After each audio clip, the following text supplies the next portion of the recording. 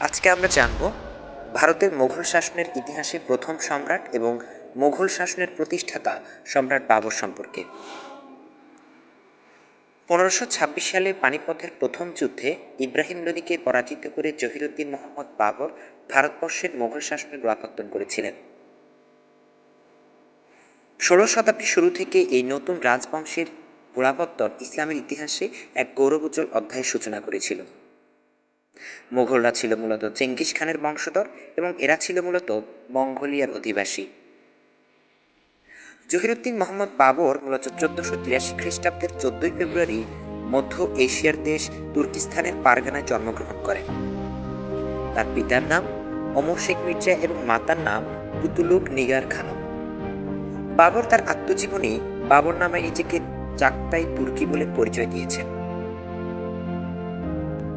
ভারতের রাজধানী দিল্লি থেকে 80 কিলোমিটার দূরে হরিয়ানা রাজ্যে অবস্থিত পানিপথ নামক স্থানে 1526 খ্রিস্টাব্দের 21 এপ্রিল ইব্রাহিম লোদিকে পরাজিত করার মাধ্যমে মূলত বাবর তার এই মোগল যুগের সূচনা করেন। মূলত এই যুদ্ধে কামান, তুলঘুমা সহ অতি দক্ষ, সুশিক্ষিত ও রণ অভিজ্ঞ সৈন্য নিয়ে এই যুদ্ধে সম্রাট বাবর জয়ী হন। এছাড়া তার শাসনামলে তিনি খানোয়ার যুদ্ধ, চান্দিনীর দুর্গ দখল, গোগরার যুদ্ধ পরিচালনা সহ অনেকগুলো ছোট ছোট যুদ্ধ পরিচালনার মাধ্যমে মুঘল সাম্রাজ্যকে আসন্ন বিপদ থেকে রক্ষা করতে সক্ষম হয়েছিলেন। 1530 খ্রিস্টাব্দে বাবরের জ্যেষ্ঠপুত্র হুমায়ুনের অসুস্থতায় নিজের জীবনের বিনিময়ে হুমায়ুনের আরোগ্য কামনা করেন তিনি। আল্লাহর অশেষ কৃপায় হুমায়ুন সুস্থ হলেও হুমায়ুনের পিতা অর্থাৎ সম্রাট বাবর 26 ডিসেম্বর 1530 সালে মৃত্যুবরণ করেন।